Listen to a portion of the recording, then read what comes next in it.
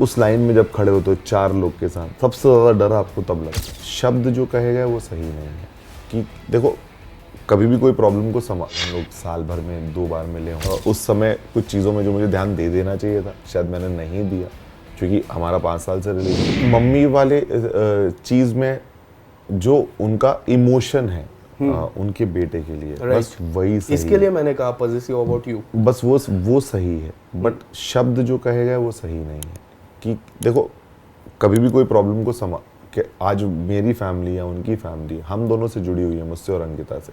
आज हम दोनों शो के अंदर वो सिर्फ हमें देख पा रहे हैं कि प्रॉब्लम हो रही है, बट उनको पता नहीं है, ना वो हमसे पूछ पा रहे हैं, ना बात कर पा रहे हैं, उनको समझ में नहीं आ रहा है। तो उनके जो जो रिएक्शंस निकल रहे थे वो शब्दों में उस तरह से नहीं निकलने चाहिए थे, बट वो निकल रहे थे क्योंकि उनको एक अपने बेटे के लिए एक भावना आ रही थी।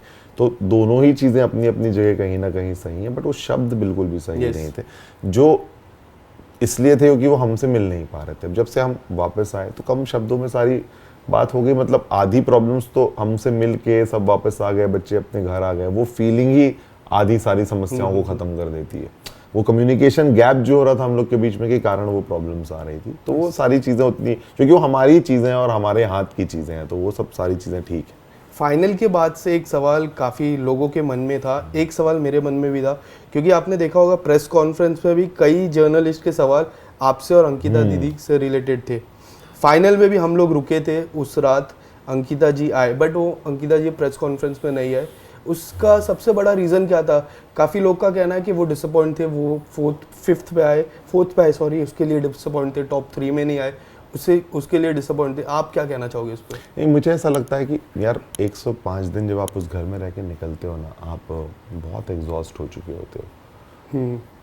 पहले तो आपको बहुत एक थकान होती है, क्योंकि आप वहाँ से निकलते जब अपने परिवार से मिलते हो और वो फीलिंग में आप आ जाते हो, तो आप थोड़ा सा मतलब इनके साथ हो जाते हो।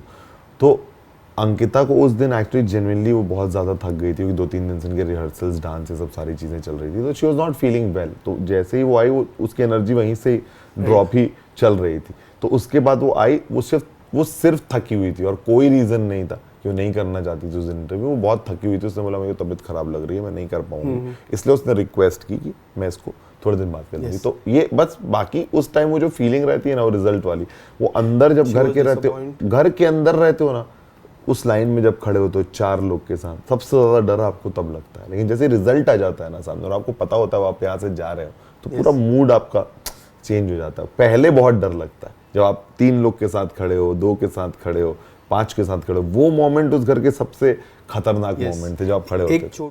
मतलब बिग बॉस की जर्नी बहुत ही फैंटास्टिक रही। मुझे ऐसा लगता है कि मैंने हर दिन वहाँ पे जिया है और कुछ ना कुछ हमेशा किया है। वहाँ बस एक ही चीज़ इंपॉर्टेंट थी कि आपको एक्टिव रहने की ज़रूरत थी। आपको एक्टिव रहना है उस घर पे हमेशा, सो दैट और कुछ करने तो वहाँ पे है नहीं। तो मुझे ऐसा लगता है मैं हमेशा एक्टिव था। मैं बहुत ज़्यादा रियल था अपनी सारी फीलिंग्स और इमोशंस को लेके, क्योंकि वो show he point of views का था कि आप अपने पॉइंट ऑफ व्यूज़ रखिए सबके सामने। तो हम सब वोकल होके एक दूसरे के सामने, क्योंकि हम सब कंटेस्टेंट थे और हम सबको अपने अपने पॉइंट्स एक दूसरे के सामने रखने थे। तो शायद मैं कहीं ना कहीं उन पॉइंट्स को रखने में या समझाने में सफल रहा। जब मैं बाहर आया और जब मुझे रिस्पांस मिला और सब लोगों ने, ऐसे बहुत सारे लोग थे जो मिले और जिन्होंने कहा कि उन्हें मेरी जर्नी बहुत पसंद आई, उन्हें मैं समझ में आया, मतलब जो मैंने वहाँ समझाया है, जो मेरे पॉइंट ऑफ व्यूज़ थे उनको समझ में आ रहे थे। एंड शायद वो वेट करते थे कि मैं कब अपनी ओपिनियन दूंगा किसी भी मैटर में और मैं क्या कह रहा हूँ वो सुना जाता था। यू नो, सो ये सारी चीज़ें वहाँ पे आप अर्न करते हो। यही कमाई है आपकी उस घर पे कि किस तरह से लोग आपको देखते हैं, आपको किस तरह से समझते हैं।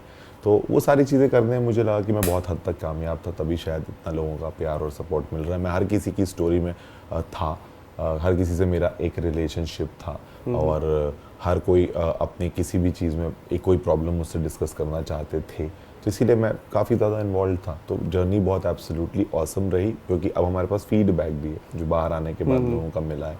तो बहुत सारे लोग हैं जो कहते हैं कि शायद हमारे लिए आप ही रियल विनर हो, या For me, you were in the top 3, to be very honest. Thank you so much brother. So हाँ है, मतलब बहुत लोग हैं जो टॉप 3 भी बोलते हैं, विनर भी बोलते हैं, कुछ बहुत अच्छी बात बोलते हैं कि मतलब शायद ये सीज़न आपके नाम से जाना जाए, याद रखा जाएगा। Right. तो अभी कितने लोग क्या सोचते नहीं, बट कुछ एक इंसान से भी आप ये, मैं तो उस जगह से गया था कि जहाँ एक इंसान भी ऐसा मेरे बारे में नहीं सोचता था। तो वहाँ से आने के बाद अगर इतने इंसान है जो मेरे बारे में इतना सोच रहे, तो मतलब उन्होंने मुझे देखा है और मेरी जर्नी से कनेक्ट हुए और बस मैं वही करने गया था। Yes. मैं एंटरटेन होने गया था और करने पहले मतलब ये ह्यूमन की एक टेंडेंसी है कि आप किसी एक नई जगह जाते हो, वहाँ जितने भी लोग रहते हैं आप उनसे बातचीत करते हो, तो उसमें समय आप उनको जानने की कोशिश करते हो। अब एक साथ आप 16 लोगों को जानने की कोशिश कर रहे हो, तो आपको उनको समय देना पड़ता है। फिर आप उनकी स्टोरी में इन्वॉल्व हो जाते हो, फिर आप घर की चीज़ों में इन्वॉल्व हो जाते हो। अब अंकिता और मैं दोनों जन साथ चल रहे हैं, बट कहीं ना कहीं हर किसी का चीज़ें करने का तरीका अलग होता है। अंकिता का अपना तरीका था, मेरा अपना तरीका था। तो हम दोनों जब करते थे तो उस टाइम पे शायद मैं इतना ज़्यादा उस चीज़ में फोकस था और कहीं ना कहीं मैं अपने रिलेशनशिप में कम फोकस था, जिसकी वजह से वो बैलेंस मेरा क्रिएट नहीं हो पा रहा था। और एक्चुअली मैं समय वहाँ ज़्यादा दे रहा था गेम को या लोगों को, या बिकॉज वहाँ गेम है क्या, वहाँ कुछ गेम है नहीं, वहाँ सिर्फ लोग हैं, उनसे आपके रिश्ते हैं, उनसे आपकी बातें हैं, उनसे आपके मतभेद हैं, ये गेम है। तो अगर आप लोगों के साथ ही नहीं रहोगे तो फिर आप हो ही नहीं ना गेम में, आप कहाँ हो फिर गेम में। Yes. तो मैं उस चीज़ में क्लियर था डे 1 से, और अंकिता भी उस चीज़ में क्लियर थी, बट उसका करने का तरीका अपना था, मेरा करने का तरीका अपना था। तो उस वजह से जो उस समय कुछ चीज़ों में जो मुझे ध्यान दे देना चाहिए था शायद मैंने नहीं दिया, क्योंकि हमारा 5 साल से रिलेशनशिप है, हम एक दूसरे को जानते हैं, हम दोस्तों की तरह ज़्यादा रहते हैं। आपने देखा ही है, मतलब हम दोस्तों की तरह रहते हैं कि तभी हमारे रिश्ते में मज़ा आता है हम दोनों को, क्योंकि हम हंसते खेलने पढ़ने वाले इंसान हैं, मस्ती करते रहते हैं पूरे टाइम, क्योंकि मुझे ऐसा लगता है वही सही होता है। बट ये 17 जन में मुझे ऐसा लगता है कि आपके जो 2 पहले से दोस्त थे, नील एंड ऐश्वर्या, जिसको आप डांस रियलिटी शो से जानते थे, बीच में दोस्ती हुई, फिर झगड़ा हुआ, और मुझे एक पॉइंट याद है कि नील ने ऐसा कहा था कि जिस तरह आपकी और ऐश्वर्या की दोस्ती है उस तरह नील एंड अंकिता जी की दोस्ती नहीं है। मैंने कई बार देखा कि आप हंसी मजाक करते हो, वो लोग की कोई प्रॉब्लम रहती है तो आप जाते हो, बट उसके बाद जिस तरह से ग्राफ इस तरफ से इस तरफ गया, वो दोस्ती के बारे में क्या कहना चाहोगे? और एक लास्ट में टास्क हुआ था कि किसको अपनी पार्टी में नहीं बुलाते हो, हाँ। तो उसमें भी नील एंड ऐश्वर्या का नाम आया। आप अगर कुछ बताना चाहोगे, ये जो फ्रेंडशिप का ग्राफ इधर से इधर कैसा आया? मतलब नील ऐश्वर्या को एक पिछले शो से मैं जानता हूँ, और उसके बाद हम लोग साल भर में 2 बार मिले होंगे। तो बहुत कोई गहरी दोस्ती जिसमें उम्मीदें हों वैसी दोस्ती हम लोग की नहीं थी। इतनी ही दोस्ती थी कि हम एक दूसरे को उस घर में यहाँ 17 अनजान लोगों में हम 2 लोगों को जानते हैं। करेक्ट। वो वाली फीलिंग थी।